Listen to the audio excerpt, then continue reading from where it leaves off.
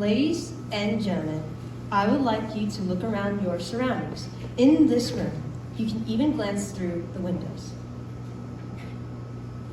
See if anything that captures your eye.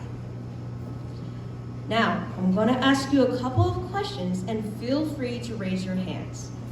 Has anyone seen vibrant colors? How many have seen beautiful, unique, or unusual shapes? Okay, thank you, thank you.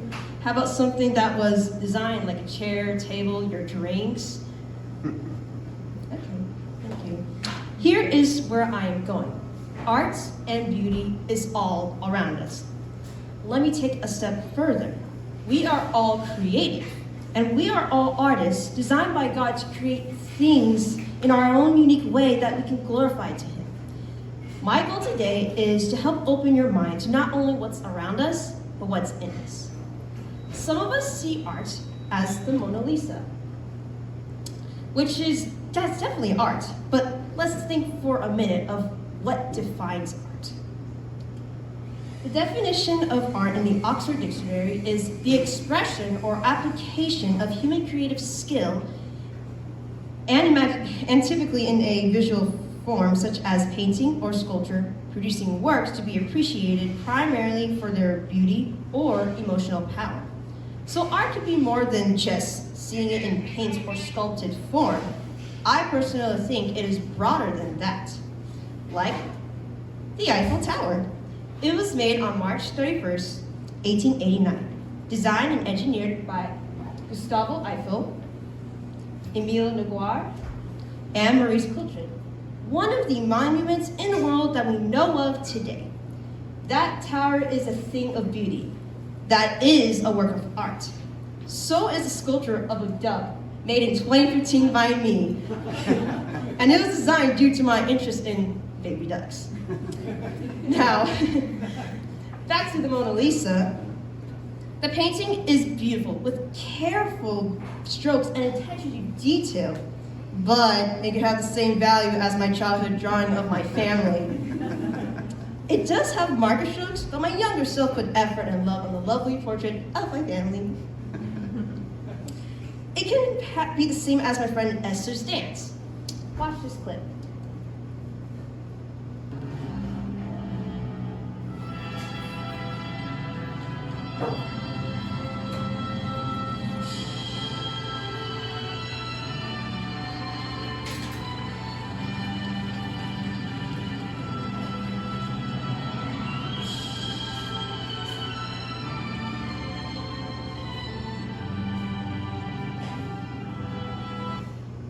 Her effort in a beautiful and elegant ballet performance of the Christmas Nutcracker as the Sugar Plum Fairy was definitely a thing of beauty. But Esther's performance is no more valuable than my little 4-year-old cousin named Andrew, who dances one of his favorite songs, Apatu, by Bruno Mars and Rosé, which is funny and adorable when Andrew is trying his best and having fun dancing to that pop song.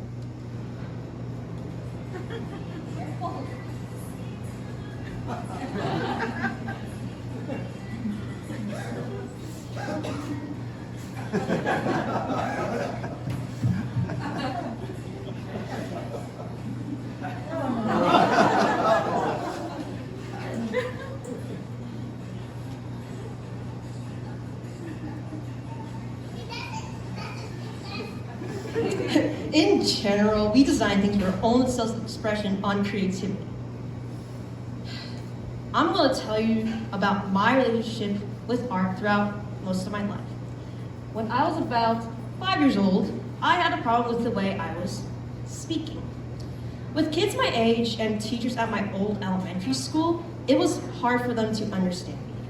My parents took me to the doctor to get my ears checked. I had cemented earwax and was diagnosed with speech impediment. Some of you guys know I was held back due to taking speech therapy and my hearing. From all that, it made me feel so frustrated as a kid to the point that I almost used to pull my hair a lot. Imagine being in my shoes for a day. That was a really tough time. At home, my parents were able to recognize that frustration, so they tried their best to help calm me down. I'm glad that they are able to understand me despite my speech difficulties. Fortunately, they were able to try something that took away my stress. They put some white pieces of paper, crayons, and markers on the coffee table, which would soothe my troubles. This took away my focus on feeling upset to have fun and enjoy making drawings. As I grew up, I expanded my art palette. For example, I tried painting characters from movies and TV shows, which I gave to my closest friends and families as presents. I would always love their joyful expressions when they received those and cherish those gifts. Then I do embroidery and crocheting for fun. This upgraded my wardrobe from bland to additional, colorful, and unique clothing. They are both time-consuming, but it surprisingly helped me to have better patience. Beyond visual arts, you guys know I'm in a theater program for school, which helps build up my confidence and get better acting skills for part of my possible future of becoming an actress for movies, TV shows, or more plays. All this opened in me for my love of creativity and art. I hope to be always involved in the arts when I'm in college, using it for my future career, and dedicated to God. Since we are talking about art, God is the ultimate artist. Look at the beauty of the world, for example. He made it for us to explore, learn, and realize the details that he put into. He made beautiful works of art, like the Grand Canyon, Diamond Head Mountain in Hawaii, and the ocean, and many more. We are even masterpieces. We have hands that can carry, touch, and range of tasks that can be very delicate, like pulling a thread through a needle. Feet to walk on the earth, especially different surfaces and terrains. A heart for love and sustaining life, and a mind for us to think like Christ on making the right choices and full of wisdom. Ladies and gentlemen, look at the people who are sitting next to you. They look different and unique, but that includes you and me, that we are made in his image. In Genesis 1, verse 27, it says, God made humans, he made them to be like himself. He made them to be male and female. God is an artist, and we can take that inspiration from him on creating our own forms of art. So we should seek him to reveal that to us. We should ask him what we are creative in, and then just go for it. Start creating beautiful things. So I encourage you, find that inner artist. Experiment with it. Tinker with things. Try new things, and ask God to reveal what he's wired you with to make this world a little more beautiful. Thank you.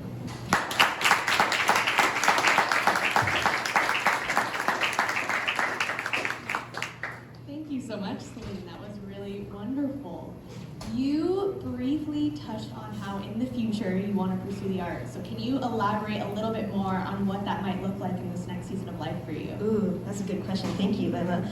But for me, since I'm taking Oak Valley College, I was hoping maybe in the future, as besides becoming a real estate agent, I'm hoping that maybe on the side I can become a tattoo artist or sell some art. Sorry, Mom.